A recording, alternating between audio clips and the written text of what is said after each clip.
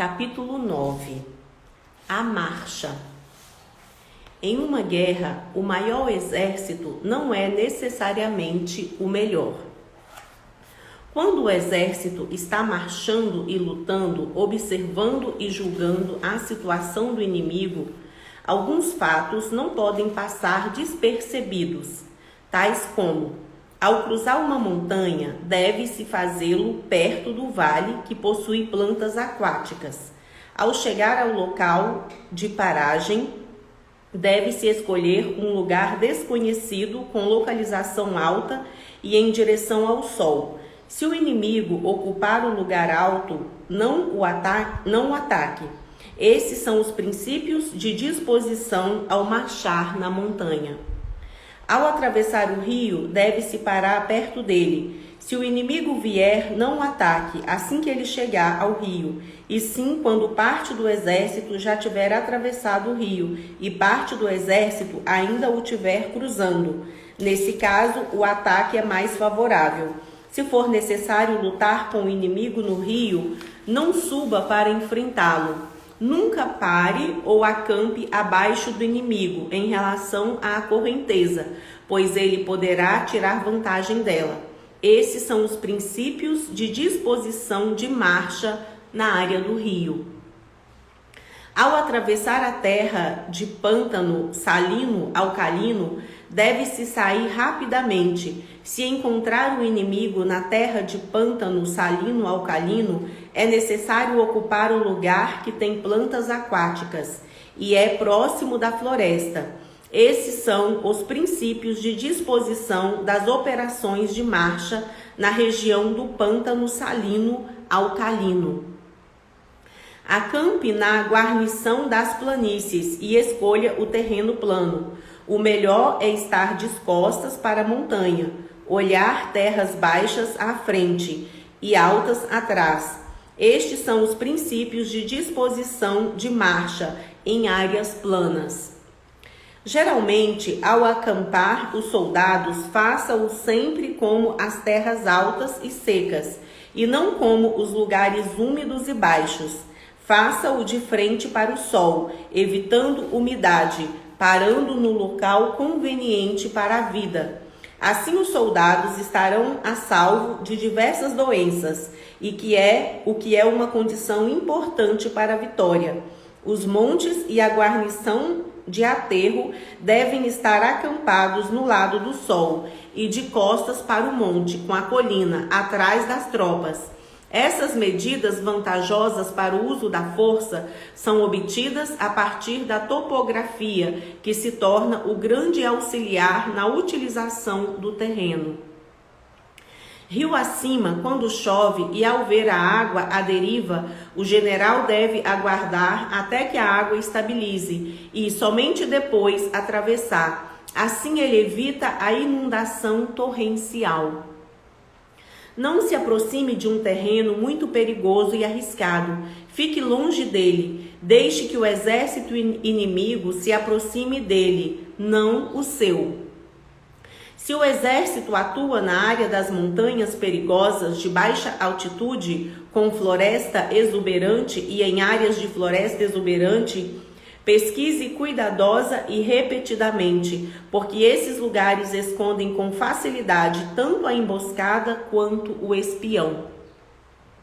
Se o inimigo está muito perto e ainda é possível manter a calma, é devido ao terreno perigoso. Se o inimigo está longe e vem nos desafiar, é por estar tentando induzir você a avançar. O inimigo tem suas razões, seus benefícios e intenções, ao preferir ficar em um lugar plano em vez de um lugar perigoso.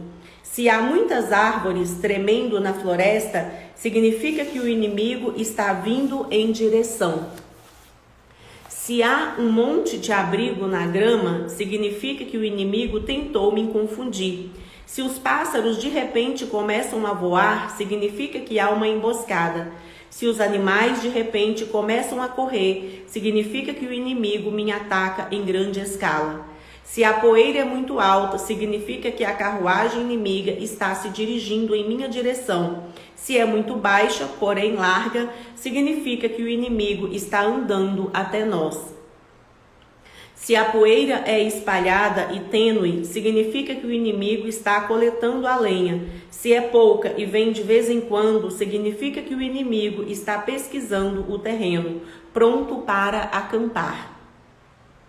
Se as palavras do mensageiro inimigo são humildes, mas na verdade estão se preparando para a guerra, significa que vão atacar. Se as palavras do mensageiro inimigo são difíceis e o exército se aproxima, significa que eles estão prontos para recuar. Se o carro inimigo sai primeiro e ocupa o flanco, é para embater, pronto para lutar. Se o inimigo não fez apontamentos, mas veio para negociar a paz, deve estar conspirando. Se o inimigo está correndo junto com os veículos, é para pedir uma batalha. Se metade da força do inimigo está indo para frente e a outra metade recuando, talvez estejam fingindo desordem para nos atrair. Se os soldados inimigos se apoiarem nas armas em suas mãos para ficar de pé, é devido à fome e à falta de comida. Se os soldados inimigos obtêm água do poço e apressam-se a bebê-la, é devido à sede e à falta de água. Se os inimigos veem benefícios, mas não avançam, é devido à fadiga. Se houver pássaros parados no campo inimigo, significa que o campo está vazio. Se há pessoas gritando no campo inimigo durante a noite, significa que o inimigo tem medo no coração. Se o campo inimigo não tiver ordem, é porque o seu general não é soberano. Se a bandeira do inimigo está se movendo aleatoriamente, é porque a sua formação é bagunçada. Se as autoridades inimigas estão irritadas, significa que o inimigo está muito cansado. Se o inimigo alimenta os cavalos com comida, mata os animais para comer, arruma utensílios de cozinha e não retorna ao campo, ele é chamado de inimigo pressionado. Se os soldados inimigos se reúnem e começam a sussurrar, é porque os generais não podem ganhar o coração deles. Se recompensam os soldados repetidamente, é porque não existe outra maneira de engajá-los. Se castigam o subordinado repentinamente, é porque estão em apuros. Se os generais primeiro se mostram ferozes aos soldados e depois os temem, eles realmente não são inteligentes.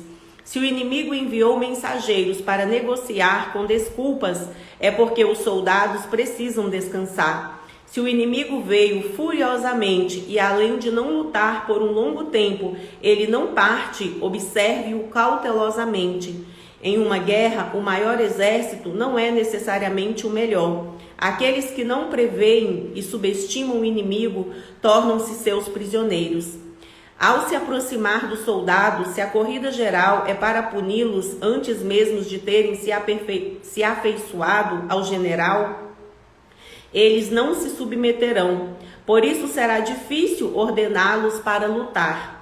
Se os soldados estiverem próximos do general, mas ainda não executarem a disciplina militar, ainda assim não estão preparados para lutar. Então, não basta só educar os soldados com a moral política.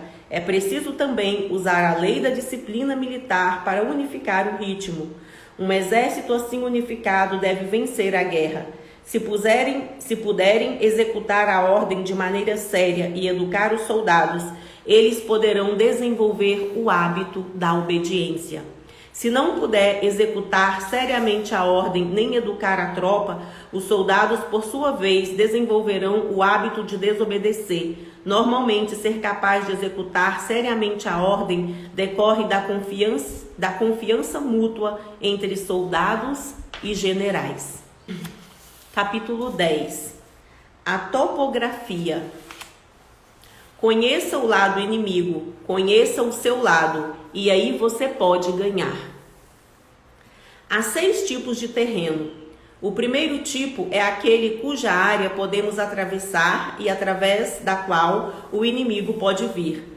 Nesse tipo de área é vantajoso ocupar o lugar mais alto e ensolarado, mantendo o caminho do fluxo de grãos. O segundo tipo é aquele no qual podemos avançar, mas não é fácil retornar nesse tipo. Se o inimigo não estiver preparado, devemos atacá-lo e derrotá-lo. Se o inimigo estiver preparado, porém, e não o vencermos no ataque, será difícil retornar, o que não nos beneficiará. O terceiro tipo é aquele que não é bom para o ataque, seja do inimigo ou nosso. Nessa área, embora o inimigo me atraia, ele não avança com o ataque. O melhor nesse caso é liderar as tropas para fingir sair, introduzindo assim o inimigo a avançar. Quando metade da tropa tiver se movido de repente, procedemos com o ataque que deverá ser lucrativo. O quarto tipo é aquele estreito. Se podemos ocupá-lo antes do inimigo, devemos usar muitos soldados para bloquear a entrada e esperar que o inimigo venha. Se o inimigo ocupar a entrada primeiro e usar muitos soldados para bloquear a entrada, não devemos atacar. Se o inimigo não usar muitos soldados para bloquear a entrada, atacamos imediatamente. O quinto tipo é aquele com área perigosa. Se chegamos antes do inimigo, devemos ocupar o terreno mais alto e ensolarado, obtendo vantagem para atacar o inimigo. Se o inimigo ocupar o lugar primeiro, devemos recuar. O sexto tipo é o lugar distante. Se nesse caso ambos têm vantagem e desvantagem semelhantes, o pedido de batalha com muito esforço não é favorável para nós. Os 6 pontos acima são os princípios do uso do terreno, uma importante responsabilidade do general. Também são 6 os tipos de falhas ou derrotas. Nenhuma delas é causada por desastres naturais, e sim pela falha dos generais. 1. Quando se tem condições semelhantes à do inimigo e ele tem 10 vezes mais pessoas do que nós, o ataque falhará. 2. Quando os soldados são poderosos e os generais são covardes, o ataque falhará.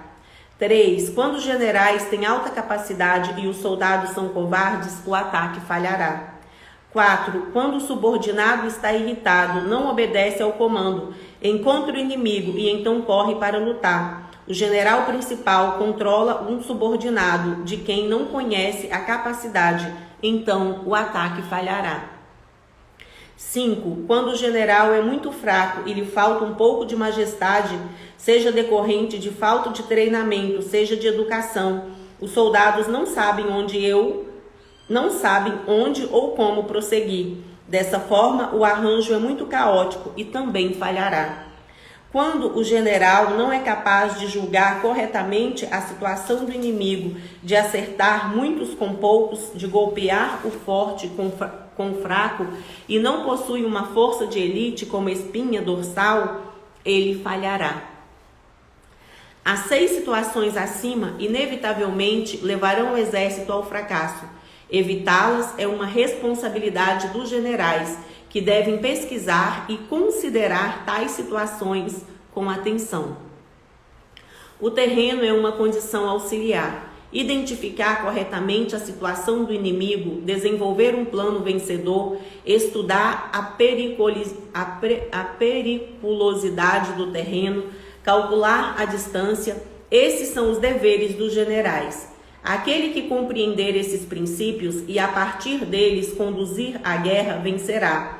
Aquele que não conhecer os princípios de condução da guerra falhará.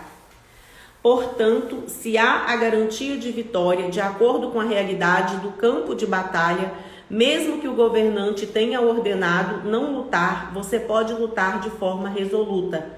Se a análise do campo de batalha apontar uma possível derrota, mesmo que a luta tenha sido ordenada, você não pode lutar. Não seja ganancioso, almejando fama ou vitória, nem tema o descrédito se for necessário recuar. O general pode ser considerado o talento mais valioso de um país, quando seu único pensamento é servir ao governante, prestando-lhe um bom serviço. O general pode tratar os soldados tão gentilmente quanto um bebê, e assim os soldados podem seguir o general através do fogo e da água, sendo leais, mesmo que atravessem o inferno. Os generais podem tratar soldados tão amavelmente quanto o próprio filho amado, e os soldados podem estar dispostos a morrer junto com os generais. Porém, se o general se preocupa demais com soldados, já não pode usá-los, assim entrega-os cegamente e não pode controlá-los.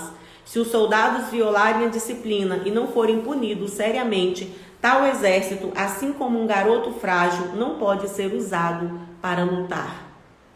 Sabendo que nossos homens estão em condições de lutar, mas sem ter certeza de que os homens do inimigo não estão, a possibilidade de vencer é apenas a metade. Sabendo que o inimigo está em condições de lutar, mas sem saber que o nosso exército não está, a possibilidade de vencer também é apenas a metade. Sabendo que o inimigo pode lutar e que nós também podemos, mas sem entender as condições do terreno, a possibilidade de ganhar ainda é apenas metade. Então, quando os generais que realmente sabem como usar o exército agem, eles agem com objetivo claro e sem confusão, tomando medidas flexíveis e não rígidas.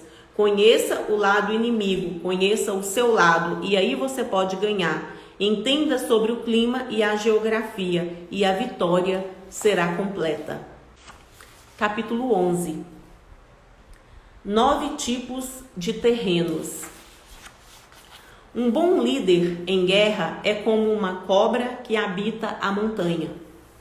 De acordo com a lei de como usar os soldados, o campo de batalha pode ser dividido em 9 tipos de terreno: disperso, leve, disputado, de ligação de interseção. De acordo com a lei de como usar os soldados, o campo de batalha pode ser dividido em 9 tipos de terreno: disperso, leve, disputado, de ligação, de interseção, pesado, destruído, estreito e de morte. Primeiro, terreno disperso. Quando lutamos com o inimigo em nosso próprio território, a essa área chamamos de terreno disperso, pois ela tende a debandar nossas forças, justamente pela familiaridade que impele. 2. Terreno leve. Quando ainda não adentramos o suficiente, chamamos de terreno leve o caminho pelo campo inimigo, pois ele tende a desprender nossas forças pela proximidade com a área de origem. 3. Terreno disputado. Quando primeiramente ocupamos o terreno onde há vantagem para as nossas forças e o inimigo ocupa aquele que é vantajoso para ele, chamamos de terreno disputado. 4. Terreno de ligação.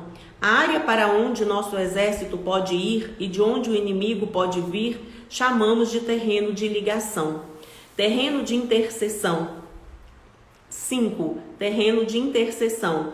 As áreas-chave onde se encontram os territórios, chamamos de terreno de interseção. 6. Terreno pesado. Quando já entramos na área profunda do inimigo, transcendendo várias cidades e áreas inimigas, chamamos de terreno pesado. 7. Terreno destruído. Onde há floresta, obstáculos e caminhos mais difíceis para a marcha, chamamos de terreno destruído. 8. Terreno estreito. Quando a estrada é estreita e a saída é distante, sendo possível que um pequeno exército do inimigo consiga derrotar nossa tropa ao encher a área de soldados, chamamos de terreno estreito. 9. Terreno de morte. Quando a luta veloz nos dá a chance de sobreviver, mas a luta lenta pode destruir a área, chamamos de terreno de morte. Quanto aos terrenos, não adianta lutar no terreno disperso. No terreno leve, não se deve ficar. No terreno pesado, a luta deve ter como objetivo a captura. Caso contrário, não se deve forçar o confronto. No terreno de ligação, deve-se manter conexão com a organização da tropa, usando a defesa para que o inimigo não atrapalhe.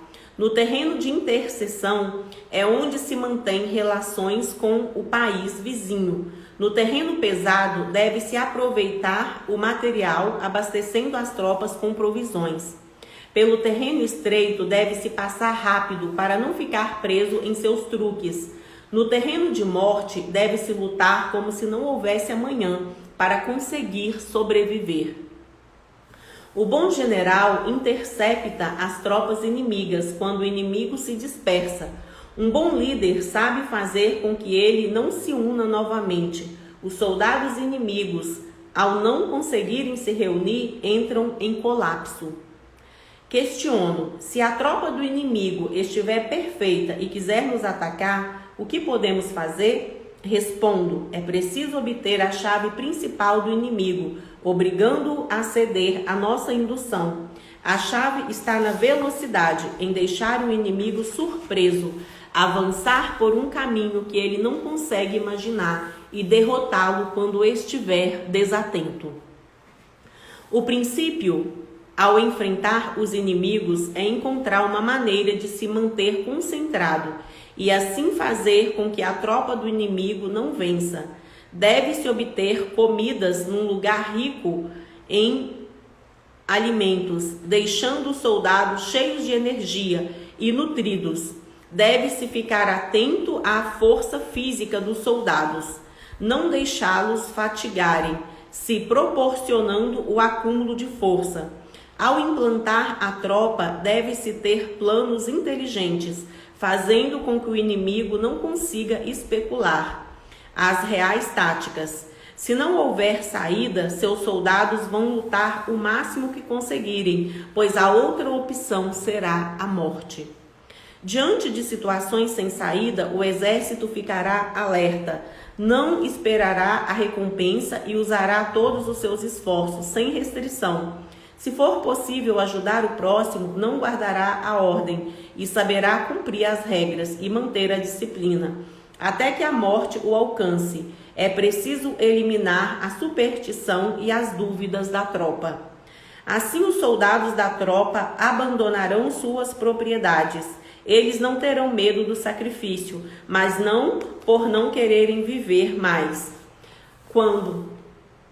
Eles não terão medo do sacrifício, mas não por não quererem viver mais.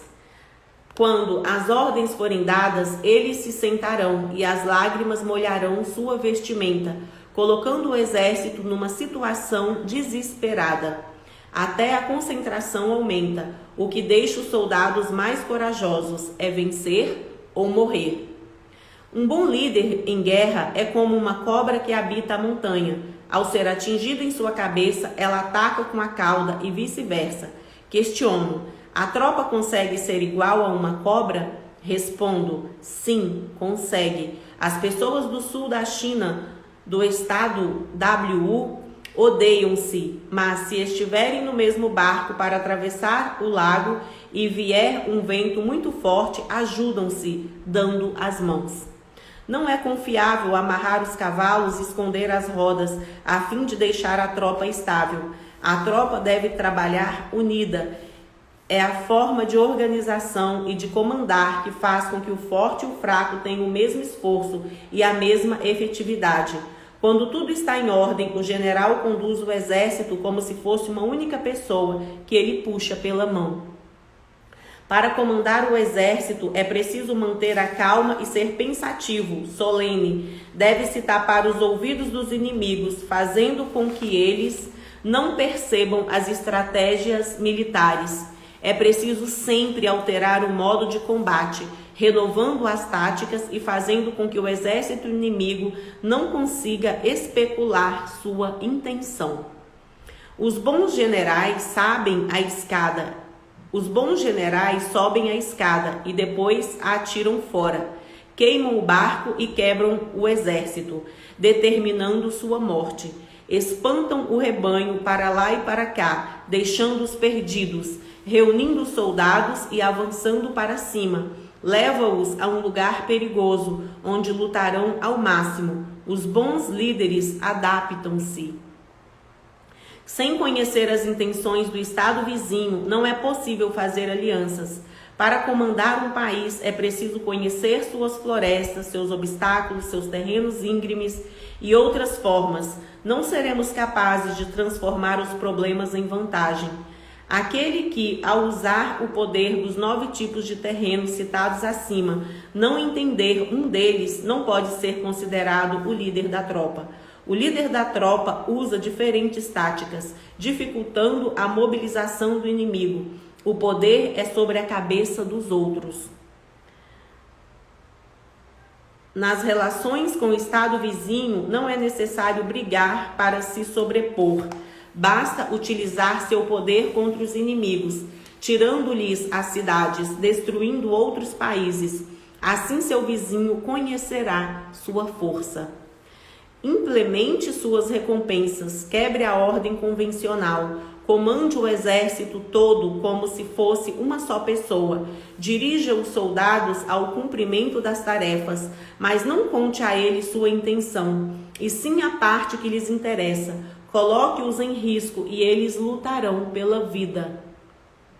Comandar para guerrear significa fingir concordar com o inimigo. Se o inimigo quer avançar, incite-o a fazê-lo. Se ele quiser recuar, deixe-o levar adiante sua intenção.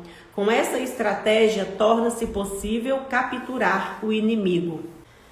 Ao aceitar o comando, deve-se bloquear a saída, destruir os registros oficiais e interromper a ida e vinda de emissários. Seja firme diante dos conselheiros e controle a situação. Quando perceber o inimigo em desatenção, avance. Primeiramente, avance sobre o que o inimigo ama e domine o tempo de chegada dele. Siga o plano. Caso ocorra alguma divergência, altere até o plano voltar a ser estável. E assim sucessivamente, até a vitória.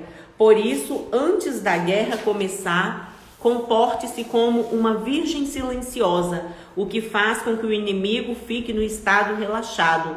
Assim que começar o ataque, haja com a velocidade de um coelho, não dando tempo para o inimigo resistir ou atacá-lo. Capítulo 12. Ataque de fogo. Se não há nenhuma oportunidade de vencer, não use o exército apenas por usar. Há 5 tipos de ataque de fogo: o que queima as tropas dos inimigos, o que queima as provisões dos inimigos, o que queima as bagagens dos inimigos, o que queima os armazéns dos inimigos e o que queima as instalações dos transportes. A implementação do ataque de fogo exige certas condições, como equipamento de lançar o fogo, estar antecipadamente preparado. Para lançar fogo é preciso escolher um dia e um clima favorável. O que chamamos de clima favorável é o clima seco. É o que chamamos de dia favorável diz respeito à ocorrência de 4 estrelas junto à Lua, o que indica que haverá bastante vento. O ataque de fogo é baseado nos 5 tipos de uso do fogo mencionados acima, desestabilizando a situação. O fogo provoca reação imediata dentro da tropa do inimigo. No momento certo, utilize a rapidez dos soldados externos para o ataque. Se a queima já começou e o inimigo continua calmo, você deve observar e aguardar. Não ataque de imediato, espere o fogo atingir o auge, observando a situação. Se puder causar o fogo dentro do armazém do inimigo e as condições estiverem favoráveis, não é necessário esperar a hora certa para causá-lo fora do armazém. O fogo é disparado no sentido do vento. Não se pode atacar contra o vento. Nos dias em que venta muito de noite, o vento irá parar. Aqueles que lideram o exército para lutar devem entender o uso das táticas e suas mudanças. Usar o fogo exige o tempo e dia certos. Use o fogo para combater e mostre seu poder. Use a água para combater e mostre outro tipo de poder. Afinal, o uso da água pode cortar o fluxo de alimentos e o suporte do inimigo, mas não pode queimar as provisões de seu exército. Use a água e o fogo juntos. O governante virtuoso busca uma forma de superar o ataque. Um bom líder deve dar recompensa aos soldados que possuem mérito. Se não há nenhuma oportunidade de vencer, não use o exército apenas por usar. Se o momento for desesperado, não faça guerra. Os governantes não devem ficar furiosos na mobilização para a guerra. Os generais não podem ficar ressentidos naquele momento e querer guerrear de qualquer maneira com os inimigos. Só se inicia uma guerra se houver interesse do país. Quando não se atende aos interesses do país, deve-se parar a guerra. Ficar com raiva pode trazer alegria depois. Ficar ressentido pode trazer felicidade depois. Quando o país morre, porém ele não pode mais ser salvo. Soldados morrem e não voltam à vida. Por isso, o governante sábio enfrenta e usa os soldados de maneira cautelosa. Um bom líder é atencioso quando combate, pois isso mantém seguro o exército de um país. Capítulo 13. Uso de espiões. Se um líder é justo, ele se utilizará de espiões. Quando 100.000 soldados são enviados, há o custo das expedições, do pessoal, dos equipamentos. Há a comoção da guerra. Quando 100.000 soldados são enviados, há o custo das expedições, do pessoal, dos equipamentos. Há a comoção da guerra. O exército se sente cansado no caminho. Mais de 700.000 famílias deixam de ser envolvidas na agricultura. Os enfrentamentos podem durar por vários anos e a vitória pode ser decidida em um só dia. Depois, ganha-se um dinheiro miserável como recompensa. Mesmo assim, há quem se recuse a pagar espiões fundamentais para podermos entender a situação real dos inimigos. Um general que expõe os soldados, assim não é um bom líder para a tropa, assim como não é um bom assistente do governante. Um governante assim não pode ter sucesso nem ganhar. Um talentoso governante, um general sábio, por outro lado, precisa ser capaz de antecipar. Para isso é preciso montar estratégias e não se utilizar de superstições ou sorte. Também não convém comparar com situações semelhantes no passado ou contar apenas com a informação sobre os dias ou o sol para inferir a situação do inimigo. As informações reais sobre o inimigo são obtidas através de pessoas. Há 5 tipos de estratégias de espionagem. Há o espião de campo, o espião de dentro, o espião inverso, o espião de morte, por fim, há o espião vivo. Caso se utilize de todos os 5 tipos de espiões ao mesmo tempo, o inimigo não será capaz de achar a fonte das informações. A isso chamamos de estratégia misteriosa. A arma mágica dos governantes é o espião de campo, que usa pessoas do território nacional do inimigo para espionar. Espião de dentro é quando o próprio inimigo é comprado para liberar informações. Espião inverso é quando o inimigo que foi enviado como espião é induzido a ajudar, invertendo sua função. Espião de morte é quando o segredo é vazado de propósito, espalhando-se até o inimigo. Trata-se de um jogo de enganos que funciona de fora para dentro.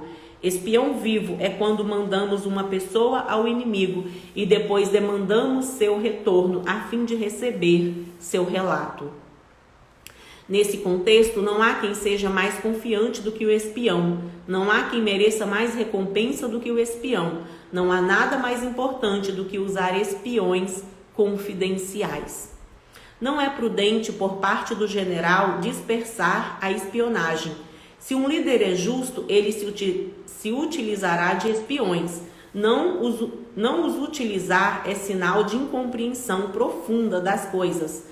Não adianta ser disciplinado e não ser capaz de obter as verdadeiras informações, mas também não há necessidade de utilizar espiões em toda e qualquer situação.